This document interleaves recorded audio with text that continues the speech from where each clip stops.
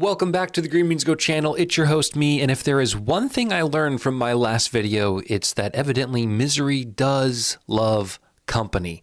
I asked if you guys would like to see my other bad beats, and there were numerous comments saying, absolutely, show them off, wear them proud. I'll wear them like a scarlet letter. So today I have two more bad beats, and the more that I dove into these, the more I realized they may be just as bad as the one I talked about in my previous video. The first bad beat for today occurred on November 7th, 2021, and it also involved the Buffalo Bills. The same Buffalo Bills that would go on to screw me in the playoffs out of $3,000. This November 7th bet should have been an omen and a warning not to ever act like anything is guaranteed with this team. This particular bet was on a market called Race to 10. This was a three-way market where you can bet on Team A to score 10 points first, Team B to score 10 points first, or option 3 is that no team reaches 10 points. But after all, this is the NFL and teams always score 10 points. Especially teams like the Bills, who had scored 16, 35, 43, 40, 38, 31, and 26 leading up to this game. And they were playing Jacksonville, who was 1-6 coming into it. The way this market was structured provided an ARB as long as one team scored 10 points. The Bills to score 10 first was minus 370, and a bet on the Jags to score 10 points first was plus 600. Minus 370 and plus 600 is a 7% ARB, meaning you get 7% of the money back that you invest combined on both sides. That is, if one team scores 10 points. And let me say it again, the Bills were averaging over 3 touchdowns per game. The Jaguars' defense was not particularly good. This was a lock. This was the final score.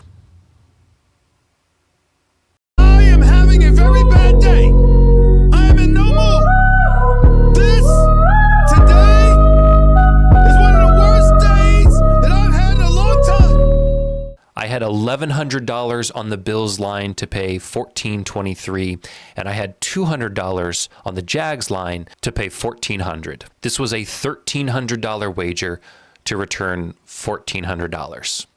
As long as a team scored 10 points in 4 quarters of NFL football, I would have made $100. So all in all, in the 2021 NFL season, 2 bets involving the Buffalo Bills cost me a mere $44.50. And again, this bet occurred first. I would later lose $3,000 in the playoffs. If you didn't see that video, I talk about it right here. But somehow the second bad beat was worse. The second bad beat took place less than a year ago on June 14th, 2024. NBA Finals, Boston Celtics versus Dallas Mavericks Game 4. I vividly remember this. I was on vacation with my family, and we were traveling to our destination, which at this point was West Virginia. When we plan our driving routes for vacations, I always try to go through legal states as far as sports betting goes and avoid states where I can't place bets. Sounds to me like you have an addiction that we might need to address. We were in the car. I had just pumped gas and I was getting back into the car and my phone was buzzing. Now, I had alerts set up for arbitrage and plus EV opportunities, and I was alerted to a massive 40% ARB. I open it up and see that on DraftKings, Derek Lively's under 0.5 3-pointers is minus 600. I knew Derek Lively was a center and didn't shoot too many threes, so that had to be the error line. I log into DraftKings and place a $982.79 bet on Derek Lively to not hit a 3-pointer. I tried to go back into my DraftKings account and put a screenshot of the actual bet, but it only lets you go back 6 months, so we just missed our time frame. If you know anything about arbing, lines die quickly, and so you have to make decisions on the fly. And I knew this was the correct side, so I placed the bet. I then went and looked at his game logs. Now, last year was Derek Lively's rookie season. He had only attempted 2 3-pointers all year. Both of them were in November. He was 0 for 1 in 2 different games. So 7 months of the NBA season had gone by, and he hadn't even attempted a 3. The implied probability of a minus 600 bet is 86%.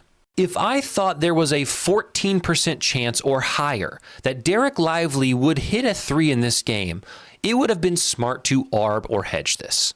But he had not shot a 3 in 7 months. He had not made a 3 all year. So in my eyes, I had a very good bet. But I hated risk, so I was willing to arb it. But guess what?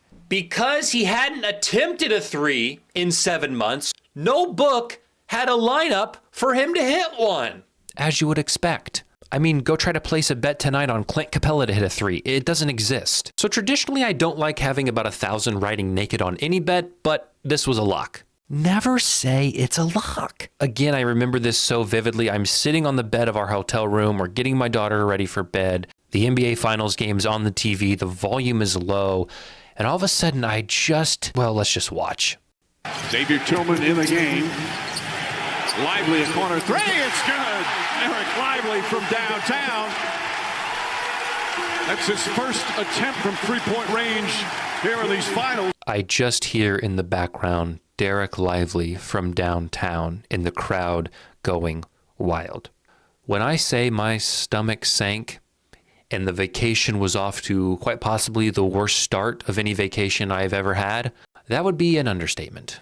Derek Lively hit his first career NBA 3. And might I add, only career NBA 3 to this date. In the one game where I bet his under.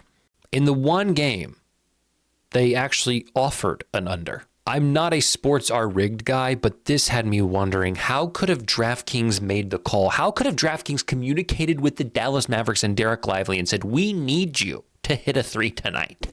And then I felt like a jerk because this is his post-game interview. Imagine that, even though you shoot three-pointers every practice, that you're going to make your first one, Game 4 of the NBA Finals. It's for her. She helped me make it. She's going to help me make a lot more. She helped me make it the free throw line. So he makes the 3 and dedicates it to his deceased mother. Now I'm a jerk. But then he says, she's going to help me make a lot more. But he hasn't attempted one since that night. So just to review, Derek Lively had played an entire NBA season, shooting only 2 3-pointers, which occurred in November. June rolls around, we're in the NBA Finals, a time where, maybe role players, bench guys, rookies aren't taking big shots. We get a great line on his under for a stat that he has never achieved in an entire NBA season. He somehow, by the grace of his mother, achieves it. And then the entire rest of that season, which was only 2 games, and the entirety of the next NBA season, or this season, he has not so much as even thrown up a shot. I lost $982.79 on the exact day, the exact perfect storm. Do you guys not understand how insane that is? Now, thankfully, I do not have any more recent bad beat material. 1, because my limits are so small, so I can't lose that much anyway. And 2, because I have gotten smarter about the wagers I place. However, if this bet was offered to me again today, I would probably take it again at that same number and same unit size. Because clearly there's not a 15% chance that any given night Derek Lively's going to hit a 3. But he did the night I took his under.